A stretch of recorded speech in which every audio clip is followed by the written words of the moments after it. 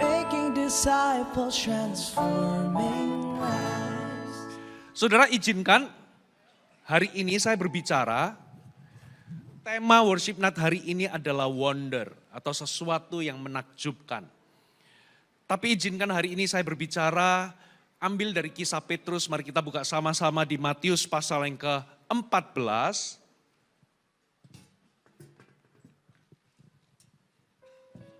Matius pasal yang ke-14, kita baca ayat yang ke-22.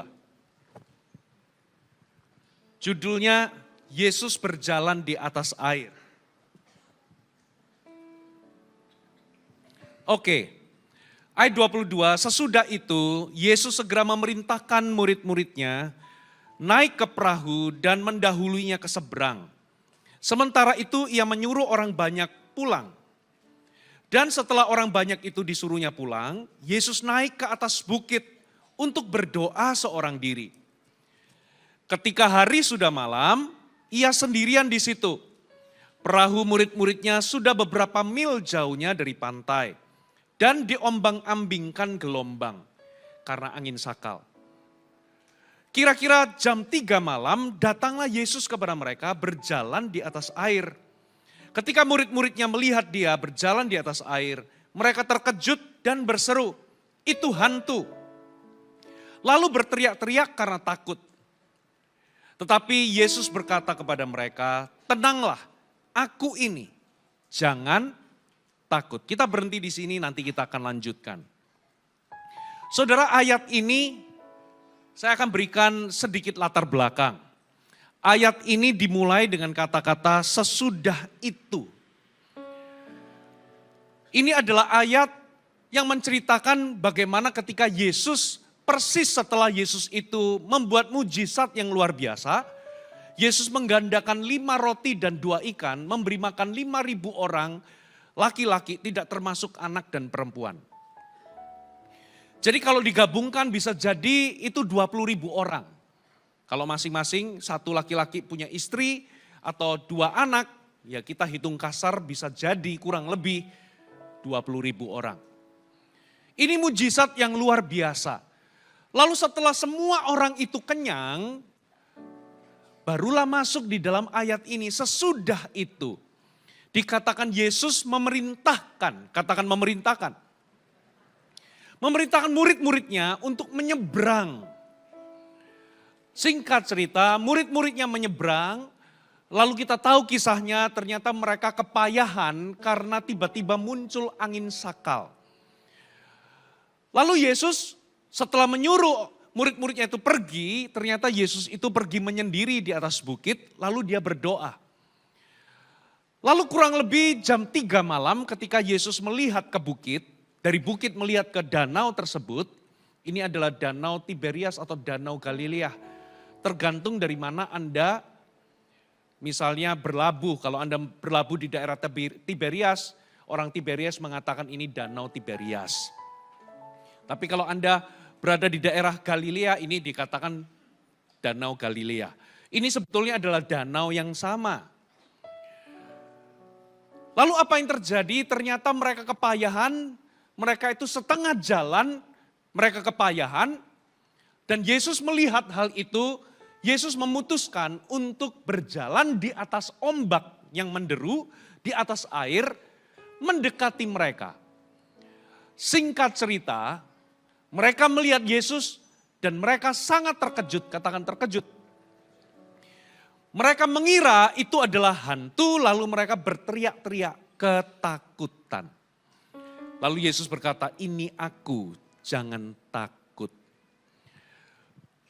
Bapak Ibu, berapa lama murid-murid ini, sedikit saya kasih background. Danau Tiberias itu kurang lebih luasnya, kurang lebih panjangnya itu 24 km, lebarnya itu 13 km. Lebih gede Danau Toba. Danau Toba itu panjangnya 100 km, lebarnya 30 km. Berarti kurang lebih ini 4 kali lebih kecil daripada Danau Toba. Jadi ini danau sebetulnya tidak terlalu besar. Lalu di tempat di mana Yesus memerintahkan mereka untuk pergi berlabuh ke seberang, Kurang lebih itu jarak tempuhnya kalau dalam hitungan jam, kurang lebih itu bisa ditempuh dalam waktu jarak 1 jam, paling lama 2 jam. Tapi apa yang terjadi setelah Tuhan, Yesus memerintahkan mereka pergi menyeberang, rupa-rupanya ada angin sakal. Itu angin tiba-tiba datang dan membuat gelombang yang besar dan itu membahayakan perahu yang ada di situ. Ternyata mereka terkatung-katung, terombang-ambing, hanya separuh perjalanan dan gak nyampe ke seberang. Kira-kira jam 3, katakan jam 3 pagi. Saudara, kalau saya pelajari ternyata mereka itu pergi berlabuh itu pada waktu matahari tenggelam. Yaitu kurang lebih sekitar jam 6 sore lah. Dan sampai jam 3 pagi itu berarti berapa jam? 9 jam. Mereka terkatung-katung di atas danau yang sedang menderu ombaknya. Yang harusnya 1 jam atau paling lama 2 jam sampai, ternyata mereka itu 9 jam mereka hanya menempuh sampai separuh perjalanan. Dan ini membahayakan. Tentu murid-murid tentunya panik. Murid-murid tentunya takut. Lalu Yesus memutuskan jalan di atas air. Ingat, Yesus itu baru saja membuat mujizat yang luar biasa. Menggandakan 5 roti dan 2 ikan. Bahkan di sebelum-sebelumnya, Yesus itu juga pernah ada dalam sebuah peristiwa, Yesus tidur di atas perahu, lalu ada angin atau badai, Yesus menghardik badai.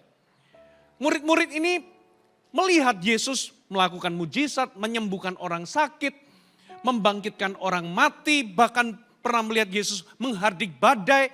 Yang paling terkini adalah Yesus menggandakan 5 roti 2 ikan. Lalu tiba-tiba ketika Yesus memutuskan jalan di atas air, mereka terkejut lalu mereka berteriak-teriak ketakutan. Saudara, apa yang terjadi? Ini itu relate dengan kehidupan kita. Yang namanya ketakutan, kecemasan, kekhawatiran itu bisa datang kapanpun tanpa diundang. Yang namanya masalah itu bisa mendatangi kita kapanpun, dimanapun, tidak menunggu kita itu siap atau tidak. Dan seringkali ketika ketakutan itu melanda, kecemasan melanda, kita nggak tahu apa yang harus kita lakukan. Kita menjadi panik, kita menjadi takut. Bapak Ibu, selama di dalam hidup ini, yang namanya takut itu wajar. Apa sih definisi takut? Takut itu adalah itu muncul karena kita ini mengantisipasi untuk hal-hal yang kita pikir itu akan membahayakan kita. Muncul takut. Tapi itu jadi gak wajar apabila ketakutan, kecemasan, kekhawatiran itu menguasai kehidupan kita. Itulah sebabnya Yesus berkata, ini aku, tenanglah, jangan takut. Yang jadi pertanyaan sekarang ini, kenapa mereka itu takut? Akarnya apa? Saudara, hari ini saya akan bagikan ada 3 hal yang perlu kita lakukan untuk menghadapi ketakutan-ketakutan kita di dalam hidup. Yang jadi pertanyaan, kenapa kok mereka itu ketika mereka lihat Yesus, mereka berteriak ketakutan?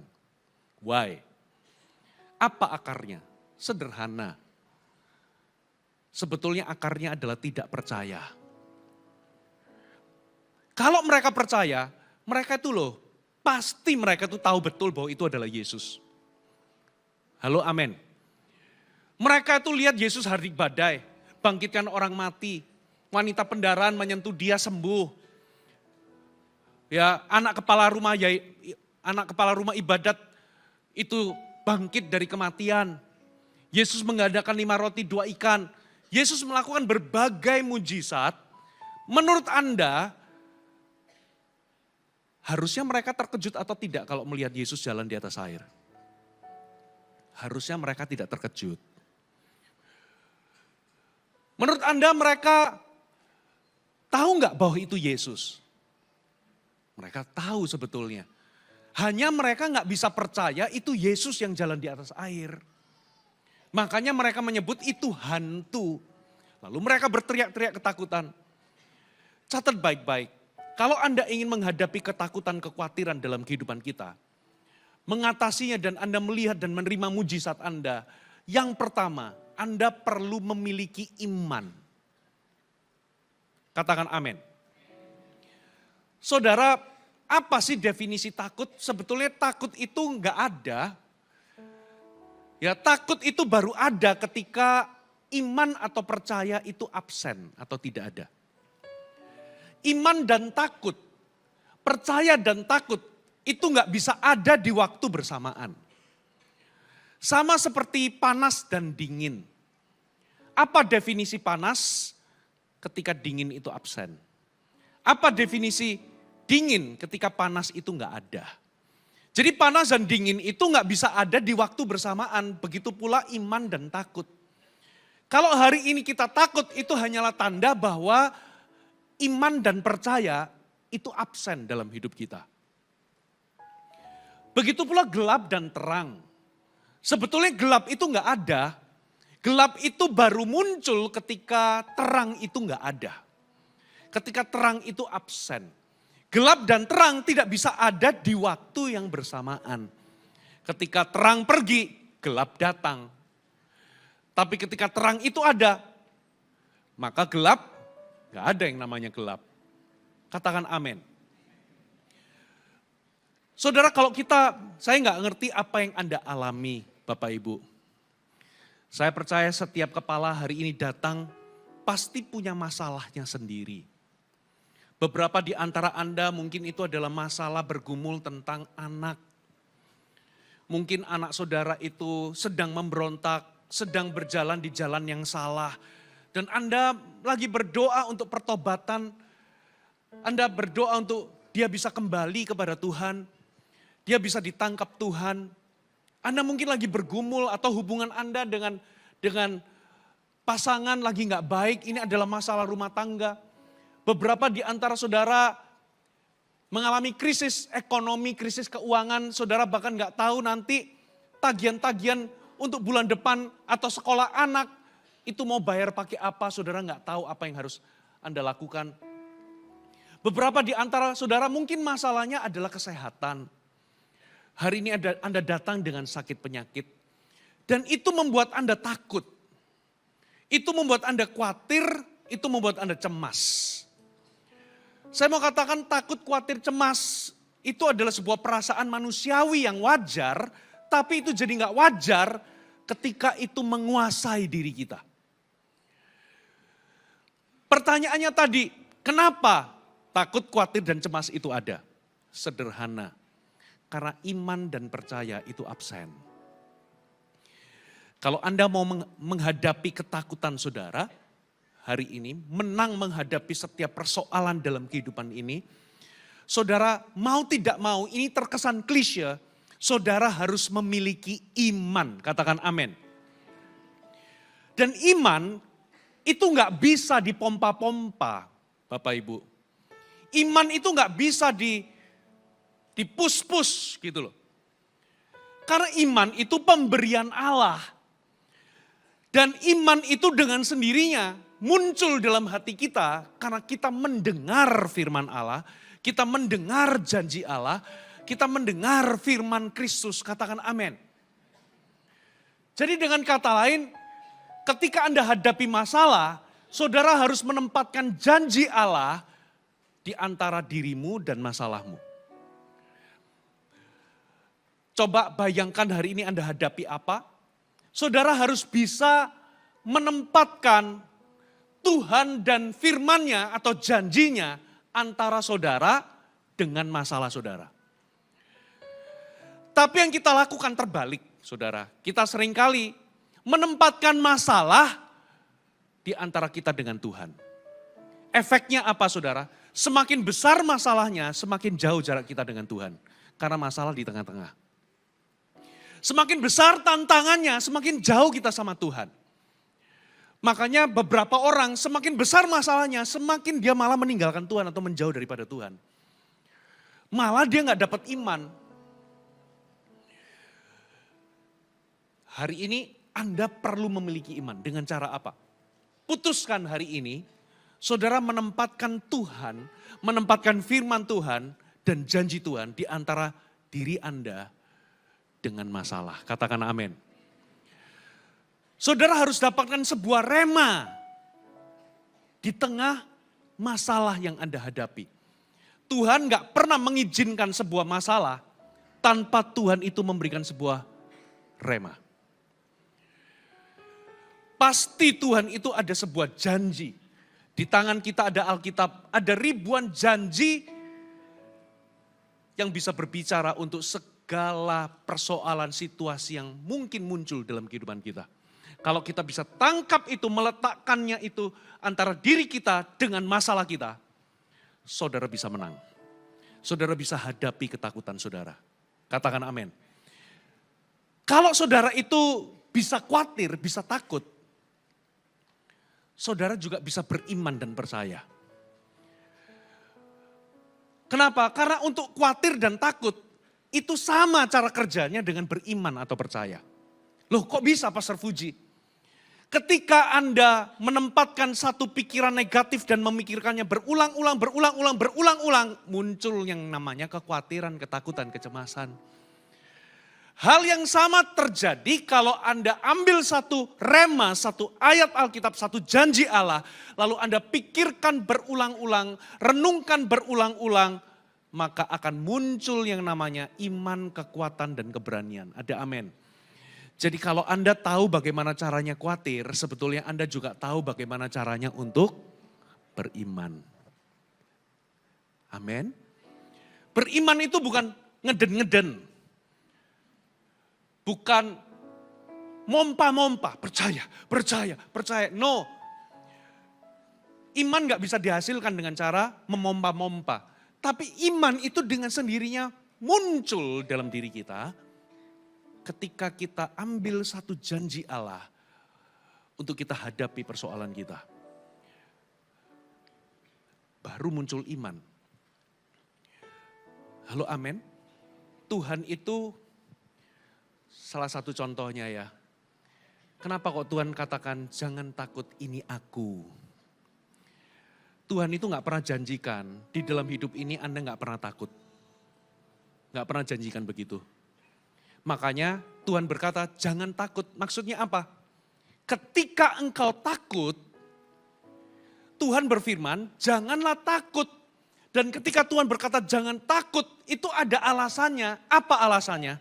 Karena ini aku ada bersamamu.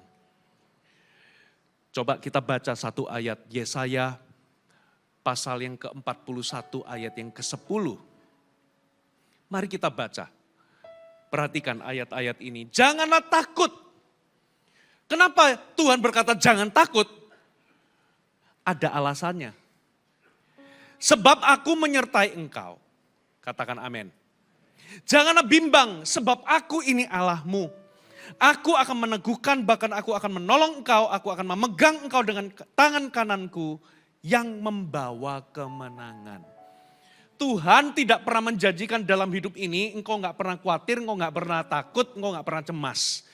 Tuhan berkata jangan takut, berarti waktu Anda takut. Dia berkata jangan takut sebab ada alasannya. Tuhan berkata jangan takut sebab ada aku. Aku bersamamu. Halo amin. Miliki iman saudara. Miliki iman. Justru ketika Anda sedang dalam persoalan, jangan malah menjauh dari Tuhan. Justru Anda perlu mencari Tuhan. Memang kita gak boleh cari Tuhan hanya ketika ada masalah. Tapi kalau anak saya sebagai orang tua, kalau anak saya punya masalah tapi carinya tetangga, saya tersinggung. Begitu pula dengan saudara. Ketika ada masalah, justru jangan menjauh, tapi carilah Tuhan. Sebab dia akan meneguhkan, dia akan memberikanmu kekuatan, dia menyertai. Beberapa di antara kita bisa jadi ketika Anda punya masalah, pasti doa kita kan Tuhan luputkan aku dari masalah ini. Beberapa di antara saudara akan diluputkan. Tapi bisa jadi beberapa di antara saudara itu seperti Sadrak, Mesak, dan Abednego. Tidak diluputkan dari dapur api. Sadrak, Mesak, Abednego itu masuk di dapur api. Tapi mujizatnya adalah Tuhan menyertai ketika Anda melewati dapur api itu. Ternyata di dalam dapur api itu ada Tuhan. Dan Tuhan menyertai mereka, menolong mereka untuk melewati dapur api dan keluar di dalam kemenangan. Katakan amin. Beberapa di antara saudara, Tuhan mengizinkan Anda melewati angin sakal. Makanya rahasianya apa sih di sini? Kalau murid-murid Yesus itu bisa menangkap suara Tuhan dan memakainya untuk menerapkannya dalam situasinya, pasti mereka nggak perlu terkatung-katung 9 jam. Entah mereka sudah nyampe duluan, entah mereka sendiri sudah jalan di atas air, atau bagaimana. Kalau Anda baca di ayat terakhir dari Markus pasal 6, di kisah yang sama, itu kapal itu langsung ke seberang. Ketika Yesus naik itu langsung nyampe ke seberang. Itu mujizat. Kalau di Matius 14 dikatakan begitu Yesus naik, angin langsung reda. Kalau mereka itu menangkap suaranya Tuhan, firmannya Tuhan, dan menerapkannya di dalam angin sakal itu, seharusnya mereka nggak perlu terkatung-katung selama 9 jam. Karena apa? Coba perhatikan di ayat pertama tadi, ayat 22 tadi, ada kata Yesus memerintahkan mereka ke seberang. Yesus itu nggak berkata kamu akan berlabuh lalu tenggelam di tengah jalan. Tapi Yesus berkata pergi ke seberang. Perintahnya jelas. Nggak pakai meminta loh, tapi Alkitab ngomong Yesus memerintahkan. Apa maksudnya memerintahkan? Saudara, para nelayan, murid-murid Yesus itu mayoritas nelayan. Dan mereka itu tahu betul sebentar lagi ini ada angin sakal. Karena mereka bisa menilai cuaca, mereka bisa menilai angin, hembusan angin, waduh ini sebentar lagi ada angin besar.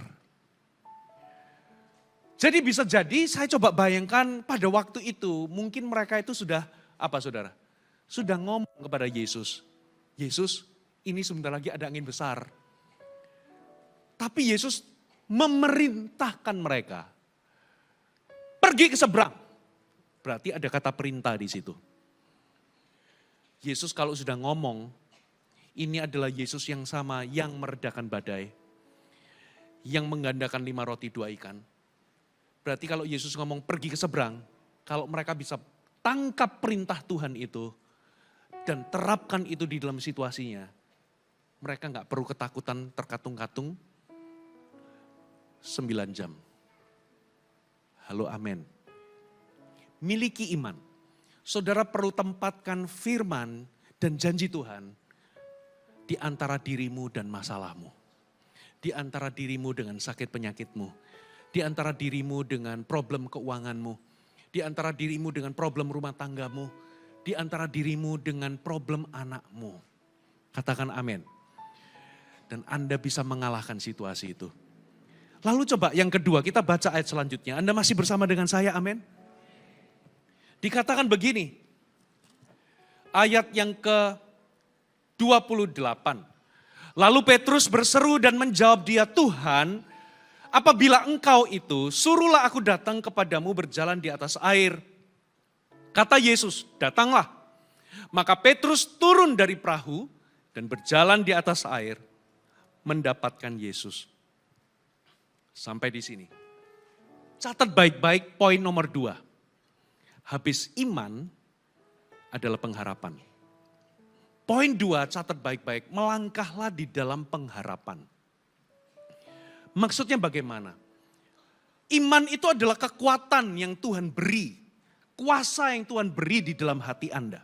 Itu iman. Kekuatan yang Tuhan beri di dalam diri Anda. Tapi kalau iman itu tidak disertai dengan perbuatan, maka iman itu akan kosong adanya. Jadi apa itu pengharapan? Pengharapan adalah sebuah keputusan yang Anda buat untuk melangkah apapun situasinya. Sebuah keputusan untuk tidak menyerah dan tidak putus asa apapun keadaannya. Itu yang namanya pengharapan. Satu kali ada percobaan Bapak Ibu. Ada 2 tikus ditaruh di dalam sebuah ember berisi air, lalu di atasnya ditutup. Ember yang satu ditutup rapat-rapat. Ember yang satu dikasih lubang, lalu ada cahaya di atasnya. Tikus yang gelap total, yang tidak ada lubang dan cahayanya, hanya 45 menit sampai 1 jam dia mati. Tapi tikus yang ada lubang dan cahayanya, itu bisa bertahan sampai lebih dari 24 jam. Loh kok bisa? Kok bisa? Karena yang satu gelap total, tidak ada cahaya. Tapi yang satu dia tetap berenang karena dia merasa di situ ada jalan keluar. Di situ ada cahaya, dia tetap berenang. Itulah yang namanya kekuatan dari pengharapan. Katakan amin. Sama seperti wanita pendarahan 12 tahun. Wanita ini coba ke tabib A, tabib B, tabib C. Alkitab berkata, tidak ada satu pun tabib menyembuhkan dia, malah keadaannya makin memburuk, malah uangnya habis semua. Bayangkan 12 tahun berarti dia melewati ribuan kekecewaan, saudara. Bayangkan, itu kalau hitungannya hari, hitungannya minggu, 12 tahun dibagi berapa itu? 12 tahun itu lama. Tapi begitu dia dengar tentang Yesus, dia dengar berita tentang Yesus, muncul iman. Karena satu kali Yesus itu pernah jalan dan banyak orang dibawa, sehingga semua orang itu yang menjamah jubahnya Yesus di daerah Yudea, Yesus itu pernah begitu, dibawa orang-orang sakit dan siapapun yang jamah jubahnya, itu sembuh. Berita ini ternyata sampai di telinga perempuan ini. Makanya muncul iman, katakan muncul iman. Dia berkata, kalau aku jamah jubahnya, aku sembuh. Muncul iman. Tapi kalau iman gak disertai dengan perbuatan, nol. Makanya dia punya pengharapan. Dia bisa aja skeptis. Dia bisa aja seperti ini loh. Ntar juga gagal lagi. Ntar gak sembuh lagi. Buat apa susah-susah? No, yang dia lakukan adalah dia bangun dari kasurnya dalam kondisi yang lemah. Dia ganti baju, dia keluar, dia melangkah. Wanita pendarahan 12 tahun itu tentu tubuhnya lemah. Paling tidak dia kurang darah karena pendarahan terus. Belum lagi ada ancaman kalau dia ketahuan dia itu najis, ancamannya dia akan dirajam menurut hukum Taurat. Apalagi waktu itu yang lagi ketemu sama Yesus, itu adalah kepala rumah ibadat Yairus. Makanya waktu dia jamah jubah Yesus, Yesus kaget, kok ada kuasa mengalir, ditanya, dia ngaku sambil gemetaran, sambil ketakutan. Kenapa? Karena ada kepala rumah ibadat. Kalau dia ketahuan, dia itu najis, dia bisa dihukum. Tapi dia tetap bangkit, lalu dia harus berjalan lebih cepat daripada Yesus, supaya dia bisa menyusul Yesus dari belakang, lalu jamah jubahnya. Itu yang namanya pengharapan, katakan amin. Orang yang punya pengharapan, dia akan tetap berdoa, sekalipun mungkin doanya belum terjawab. Halo amin. Kalau orang sudah gak punya pengharapan, berarti dia percuma doa tapi gak dijawab. Tidak akan ada ketekunan. Jangan-jangan mujizatmu, terobosanmu, itu terletak ketika Anda mencoba lagi dan mencoba lagi. Katakan amin. Selama ada Tuhan, masih ada mujizat. Selama ada Tuhan, masih ada pengharapan. Roma 15 ayat 13 berbunyi demikian. Ini harapan Tuhan kepada kita. Semoga Allah sumber pengharapan memenuhi kamu dengan segala sukacita dan damai sejahtera dalam iman kamu. Supaya oleh kekuatan Roh Kudus kamu berlimpah-limpah dalam pengharapan. Berharaplah, pengharapan itulah sebuah dorongan untuk membuat wanita pendarahan itu tetap melangkah. Di tengah-tengah ombak angin sakal itu, mereka sudah 9 jam terkatung-katung di dalam ketakutan, kecemasan. Lalu lihat Yesus, mereka nggak percaya bahwa itu Yesus, mereka ngomong ini hantu. Lalu Yesus berkata, ini aku, tenanglah. Saya percaya mulai muncul iman dalam dirinya siapa? Petrus. Lalu Petrus berkata, kalau memang itu engkau, suruh aku untuk melangkah mendekatimu. Yesus berkata, datanglah. Di titik ini, Petrus punya iman. Tapi dia harus melangkah di dalam pengharapan. Katakan amin. Kalau dia nggak keluar dari perahu dan melangkah, tidak akan terjadi mujizat. Dia harus melangkah, sementara yang lain panik. Melihat ombak yang begitu. Bisa nggak itu teman-temannya mungkin di situ ada si siapa? Ada si Matius, mungkin di sana itu ada si Yudas. Bro, ngapain kamu bro? Kamu ngapain keluar dari perahu? Bisa jadi itu menghentikan pengharapan. Saudara, Anda bisa punya iman, tapi seringkali kadangkala iblis berusaha untuk menghentikan Anda supaya Anda berhenti berharap. Dia menyuntikkan yang namanya kekecewaan di dalam hati saudara, supaya Anda tidak lagi melangkah, Anda tidak lagi berharap. Dan biasanya ciri-cirinya adalah orang yang kecewa itu lelah dan capek.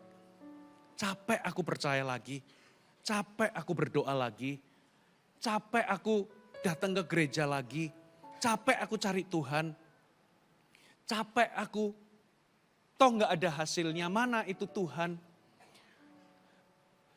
Capek aku mencoba lagi. Beberapa di antara saudara mungkin di PHK dan Anda harus cari kerja dan sampai hari ini belum dapat kerja. Saudara, tetap coba, tetap melangkahlah di dalam pengharapan. Katakan amin. Yang terakhir, saudara, kita baca. Ayat yang ke berapa? 29. Kata Yesus, datanglah, maka Petrus turun dari perahu, berjalan di atas air mendapatkan Yesus. Tetapi ketika dirasanya tiupan angin, takutlah ia dan mulai tenggelam. Lalu berteriak, Tuhan tolonglah aku.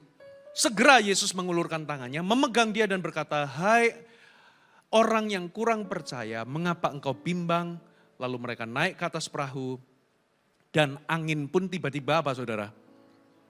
Reda. Dan orang-orang yang ada di perahu menyembah dia, katanya, sesungguhnya engkau anak Allah. Poin yang ketiga, catat baik-baik, bagaimana Anda bisa menghadapi ketakutanmu. Poin yang ketiga adalah tenggelamlah di dalam kasih Allah. Iman, pengharapan, kasih. Jadi Petrus ketika dia jalan di atas air, dia mulai gak lagi matanya ke Yesus, tapi dia lihat ke anginnya, dia merasakan anginnya, dia merasakan ombaknya. Tiba-tiba muncul kebimbangan atau keraguan. Akibatnya dia tenggelam. Tapi coba lihat di situ, apa yang dilakukan Yesus ketika dia tenggelam? Yesus segera menolong dia. Ini adalah sebuah cerita bagaimana Petrus itu gagal beriman. Bagaimana Petrus itu gagal dan kemudian dia tenggelam. Tapi coba kita lihat apa respon Yesus. Yesus langsung tolong dia. Jadi kisah ini sebetulnya penggalan bahwa ketika Petrus itu gagal dan Tuhan tetap menolong. Itulah yang namanya kasih Bapak Ibu. Apa yang harus Anda lakukan ketika Anda takut? Tenggelamkan dirimu di dalam kasih Allah. Beberapa di antara saudara hari ini merasa takut, khawatir, cemas. Bagaimana ya tentang masalahku? Kenapa Anda tetap khawatir, takut, cemas?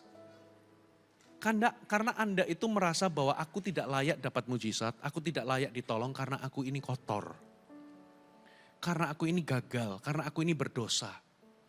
Beberapa di antara Anda datang di sini dengan hati seperti itu, aku ini kotor. Jangan-jangan sebelah sana itu dapat kesembuhan karena memang orang itu lebih layak, lebih suci, lebih kudus daripada aku. Bapak Ibu, saya mau katakan siapapun Anda, kita nggak bisa beli kasih Allah. Kasih Allah itu anugerah, itu lahir karena sifatnya sendiri. Dia adalah kasih. Dan dia telah membuktikan kasihnya kepada kita.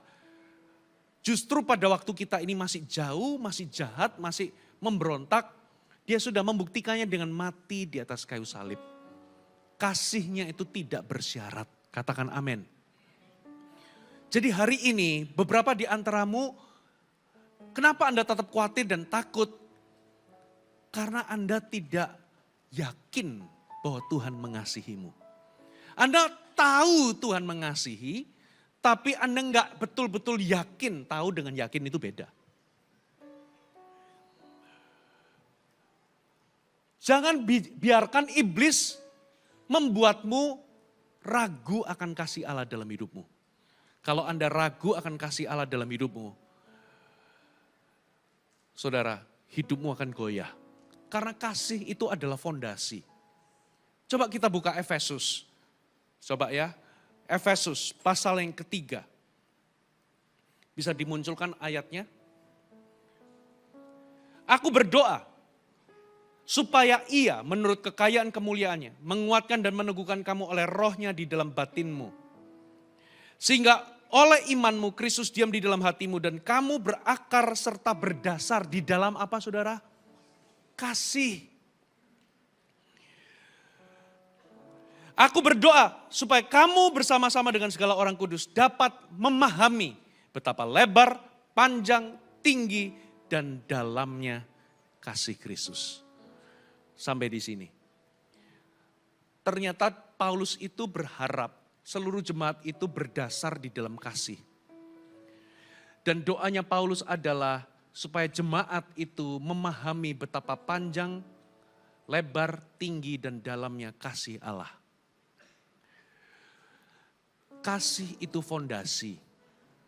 Kalau Anda ragu bahwa Tuhan mengasihimu, maka goyanglah fondasi kehidupanmu. Orang Israel itu memandang Tuhan itu benci dan Tuhan itu jahat. Itu sebabnya mereka gak bisa percaya sama Tuhan. Hari ini, kalau Anda takut, tenggelamlah di dalam kasih Allah. Di dalam kasih tidak ada ketakutan. Kasihnya tidak bersyarat. Beberapa di antara Anda punya keraguan yang besar. Karena Anda datang di sini, Anda menyangka bahwa Tuhan membencimu karena engkau kotor. Sehingga engkau merasa bahwa sepertinya kok aku gak layak terima pertolongan Tuhan. Mungkin orang lain lebih layak untuk ditolong Tuhan. Saya mau kasih tahu, kita semua di ruangan ini tidak layak dan tidak pantas. Tapi karena kasihnya yang besar, dia memberikan sesuatu anugerah yang sebetulnya kita gak layak terima. Dia mati bagi kita. Dan kalau dia sudah berikan satu-satunya putra yang tunggal, apalagi yang dia gak berikan. Bahkan di dalam kitab Roma dikatakan, tidak ada yang bisa memisahkan kita dari kasih Allah. Entahkah itu masalah, problem, penganiayaan, kesusahan, apapun itu tidak bisa memisahkan atau tidak bisa menghentikan kasih Allah dalam kehidupan kita. Kalau Anda bisa punya iman, pengharapan, dan kasih, Anda punya senjata untuk menghadapi ketakutanmu dan Anda bisa mengalami kemenangan di dalam hidup ini. Mari bangkit berdiri, kita berikan tepuk tangan bagi Tuhan.